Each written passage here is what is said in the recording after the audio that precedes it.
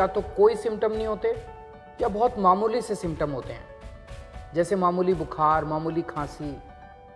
ऐसे लोगों को अस्पताल में भर्ती होने की बिल्कुल ज़रूरत नहीं है। आप अपने घर में रह के अपनी देखभाल कर सकते हैं। घर में रह के क्या क्या करना है, क्या क्या एहतियात बरतनी है, इसके लिए हमने ये वीडियो बनाया है। बस एक बात का ख्याल रखना, घबराना नहीं है। इनमें से ज़्यादातर लोग कोरोना से आराम से ठीक हो जाते हैं।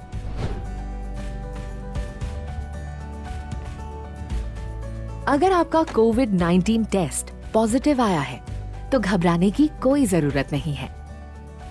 कोरोना के हल्के लक्षण वाले मरीज अपने घर पर ही होम आइसोलेशन के माध्यम से 17 दिनों में बिल्कुल ठीक हो सकते हैं।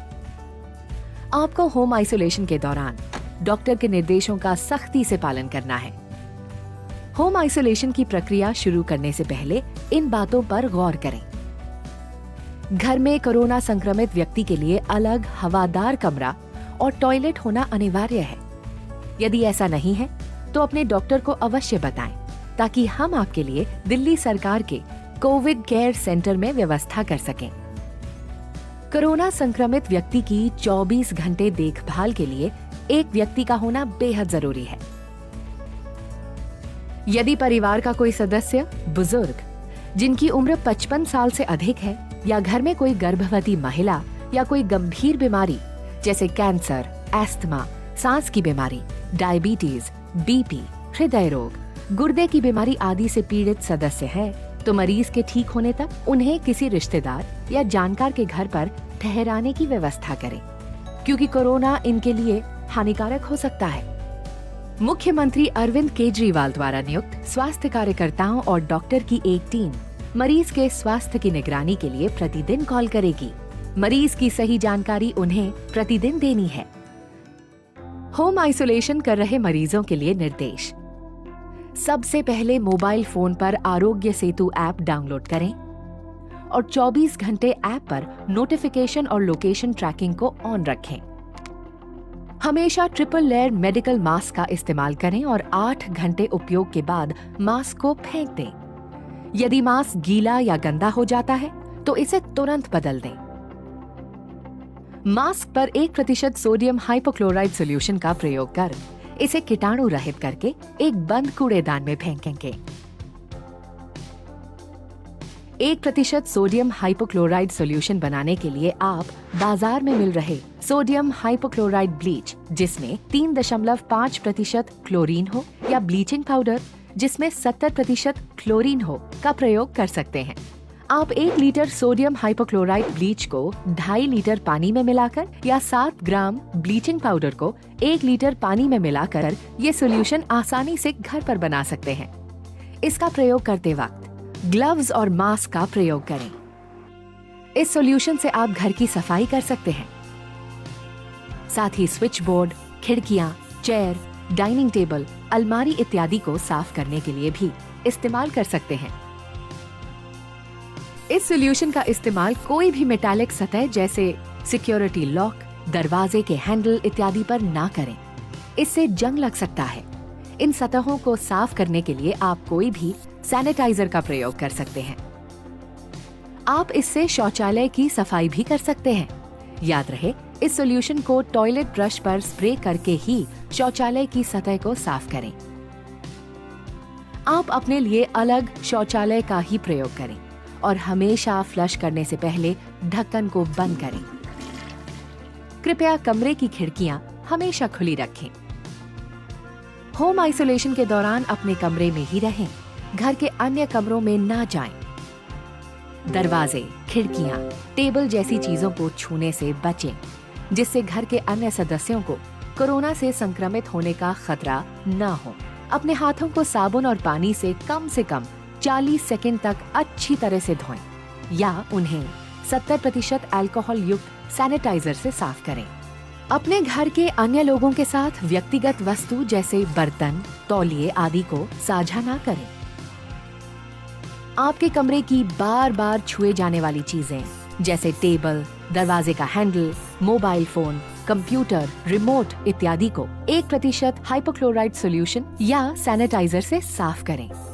डॉक्टर द्वारा बताई गई दवाइयाँ नियमित लेते रहें। यदि आप किसी अन्य बीमारी की दवाइयाँ लेते हैं तो डॉक्टर की सलाह जरूर लें। आप रिकवरी प्रक्रिया के दौरान शराब ना पिएं और धूम्रपान ना करें। भरपूर आराम करें। शरीर में पानी की कमी ना होने दें। इसके लिए तरल पदार्थ जैसे सूप, पानी, जूस इत्यादि पीते रहें। खाने में कम कार्बोहाइड्रेट, उच्च प्रोटीन युक्त आहार, सब्जी और फलों का सेवन करें। प्रतिदिन 3 बार करें।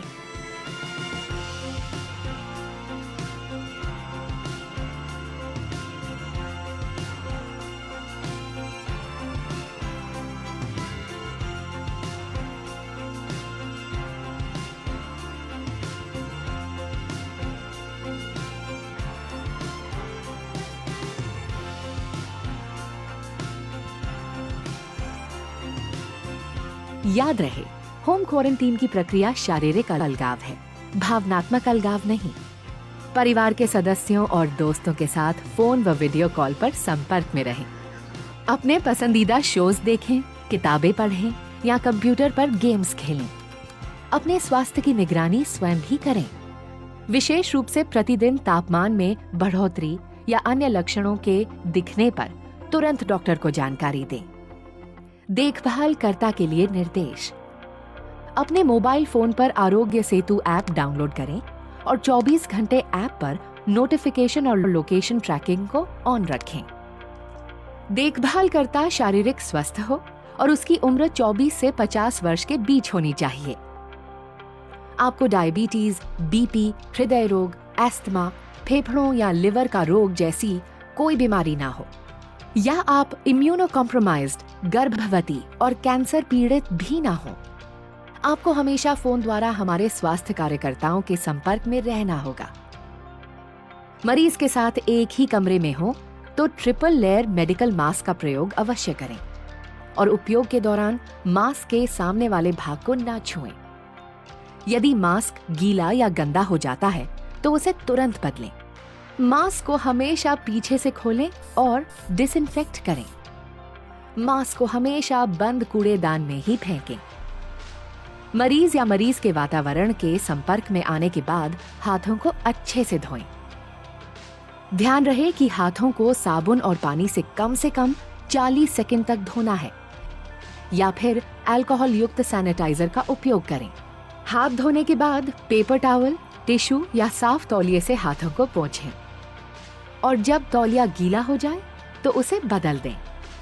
मरीज की देखभाल के समय हमेशा मास्क, डिस्पोजेबल ग्लव्स और प्लास्टिक एप्रन पहनें। एप्रन को हमेशा साफ रखें और सोडियम हाइपोक्लोराइड सॉल्यूशन से साफ करें। ग्लव्स पहनने से पहले और उतारने के बाद हाथों को जरूर धोएं। मरीज के थूक, लार या छींक के सीधे संपर्क में आने से बचें। कोरोना संक्रमित व्यक्ति द्वारा उपयोग की गई वस्तुएं जैसे बर्तन, तौलिया या बेडशीट के सीधे संपर्क में आने से बचें। कृपया ये सुनिश्चित करें कि आप भोजन देते समय मरीज के सीधे संपर्क में नहीं आए।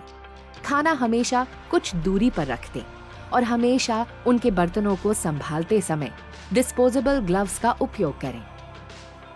मरीज द्वारा उपयोग हुए बर्तनों को साबुन या डिटर्जेंट से साफ करें और साफ करते वक्त डिस्पोजेबल ग्लव्स पहनें। बर्तनों को फिर से उपयोग किया जा सकता है। मरीज द्वारा उपयोग किए जाने वाले वस्तु जैसे कपड़े, तौलिए, बेडशीट की सफाई या हैंडलिंग करते समय ट्रिपल लेयर मेडिकल मास्क और डिस्पोजेबल ग्लव्स का उपयोग करें। मरीज के कपड़े, बिस्तर, तौलिए को अलग करें और 60 से 90 डिग्री सेल्सियस गर्म पानी व डिटर्जेंट से धोएं। अगर वॉशिंग मशीन है तो उन कपड़ों को अलग से धोएं और धूप में अच्छे से सुखा लें। मरीज के कमरे, बाथरूम और शौचालय की सतहों को रोजाना कम से कम 1 बार साफ करें। सफाई के लिए पहले घरेलू साबुन या डिटर्जेंट का उपयोग करें। इसके बाद 1% सोडियम हाइपोक्लोराइड सॉल्यूशन से डिसइंफेक्ट करें। आप खुद भी डॉक्टर की सलाह अनुसार दवाई लें। मरीज के करीबी संपर्क में रहने वालों को प्रतिदिन शरीर के तापमान के साथ अपने स्वास्थ्य की निगरानी करना अनिवार्य है। अगर वे कोविड-19 के किसी भी लक्षण को पाते हैं तो इसकी तुरंत रिपोर्ट करें। होम आइसोलेशन के पहले दिन से मरीज के ठीक होने तक ये कोशिश करें कि घर का कोई सदस्य घर से बाहर ना निकले। अपने रिश्तेदारों या पड़ोसियों से अनुरोध करें कि वो आपकी जरूरत की चीजें जैसे दूध, सब्जी, फल इत्यादि खरीद कर आपके दरवाजे पर रख दें। अन्यथा इन चीजों को आप होम डिलीवरी के माध्यम से भी खरीद सकते हैं। स्वयं और अपने परिवार की सुरक्षा के लिए इन नियमों का सख्ती से पालन करें। मरीज अपने स्वास्थ्य की निगरानी कैसे करें? दिन में 2 बार, सुबह और रात, या कभी आपको बुखार महसूस होता है तो स्वास्थ्य परीक्षण जरूर करें। आश्रित मरीजों के मामले में देखभाल करने वाले तापमान चेक कर सकते हैं। प्रतिदिन अपनी पल्स दिन में 2 बार 1 मिनट के लिए जांचें। मरीज या देखभाल करने वालों द्वारा पल्स की जांच के लिए अपनी तर्जनी और मध्यम उंगलियों को अपनी कलाई, अंगूठे के आधार पर रखें। 1 मिनट तक गिनें कि आप कितने बीट्स महसूस करते हैं। आप 30 सेकंड तक बीट्स गिनकर उस संख्या को 2 से भी गुणा कर सकते हैं। जांच के बाद तापमान, पल्स रेट और कोई अन्य लक्षण को एक कॉपी पर समय और तारीख के साथ नोट करें तथा मेडिकल टीम को रोजाना बताएं। अगर आपका तापमान 100 डिग्री फ़ारेनहाइट से ज्यादा या पल्स 100 बीट्स प्रति मिनट से अधिक हो तो कृपया अपने स्वास्थ्य कार्यकर्ता से तुरंत संपर्क करें। बुखार के अलावा कोविड-19 के लक्षणों के लिए सतर्क रहें। इन संकेतों के मिलते ही डॉक्टर की सलाह पर मरीज को हॉस्पिटल ले जाना पड़ सकता है। सांस लेने में कठिनाई, छाती में लगातार दर्द या दबाव, मानसिक भ्रम, होठों या चेहरे का नीला पड़ जाना, यदि उक्त लक्षण दिखें तो कृपया अपने स्वास्थ्य कार्यकर्ता से तुरंत संपर्क करें। पड़ोसियों के लिए खास निर्देश।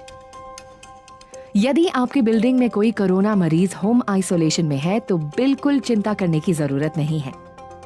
आपको सिर्फ कुछ सावधानियां बरतनी है जिससे आप अपने और अपने परिवार को कोरोना से सुरक्षित रख सकते हैं। बिल्डिंग के अक्सर छुए जाने वाले कॉमन एरियाज जैसे सीढ़ियों की रेलिंग या लिफ्ट के बटन इत्यादि को प्रतिदिन 2 बार 1% सोडियम हाइपोक्लोराइड सॉल्यूशन से सैनिटाइज करें। अगर आपके पड़ोस में कोई होम आइसोलेशन में है तो उनसे संपर्क में रहें और उनका मनोबल बढ़ाएं। जब तक वो ठीक ना हो तब तक उनकी मदद करें और उनके जरूरत का सामान दरवाजे के बाहर रख दें। पैसे की लेन देन डिजिटल पेमेंट्स द्वारा या मरीज के ठीक होने के बाद ही करें। रिकवरी प्रक्रिया और परीक्षण। होम आइसोलेशन के मरीज लक्षणों के शुरुआत के 17 दिनों के बाद और अगर 10 दिन तक बुखार न हो तो अपना होम आइसोलेशन खत्म कर सकते हैं। 17 दिनों के बाद हमारी टीम आपके लक्षणों की जांच करके आपको औपचारिक तौर पर बताएगी कि आप होम आइसोलेशन खत्म कर सकते हैं या नहीं। होम आइसोलेशन के अंत में लैब टेस्ट करवाने की जरूरत नहीं है। कृपया बताए गए सभी निर्देशों का पालन सख्ती और ईमानदारी से करें और अपने स्वास्थ्य की अच्छी देखभाल करें। हम आपके बेहतर स्वास्थ्य एवं देखभाल के लिए हर पल तत्पर हैं। तो अगर आपको कोरोना हो गया है लेकिन कोई सिम्टम्स नहीं है या मामूली से सिम्टम्स हैं तो आप अपने घर पे रह के अपनी देखभाल कर सकते हैं। इस वीडियो में जो बताया गया है उसका पूरी तरह से पालन करें और घबराना नहीं है। हम दिल्ली वालों ने बड़े बड़े काम किए हैं, इस बार कोरोना को भी मिलके हराएंगे।